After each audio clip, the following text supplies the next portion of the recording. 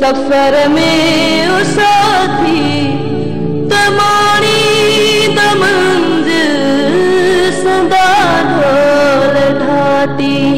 सिंध के मशहूर सूफी फनकार सोडल फकीर आज वफात पा गए। दम याद न हुजे तू। अपने जवान बेटे की वफात के बाद सोडल फकीर मुसलसल बीमार रहने के बाद आज नवाब शाह अस्पताल में इंतकाल कर गए। बेगम तो हो बेगम रहो पुरगम जो तदारक केर करे। उन्हें मोड़ों के करीब आबाई कब्रिस्तान में सुपर्द खाक किया जाएगा। दूसरी जानिब चाहने वालों में दुख का इजहार।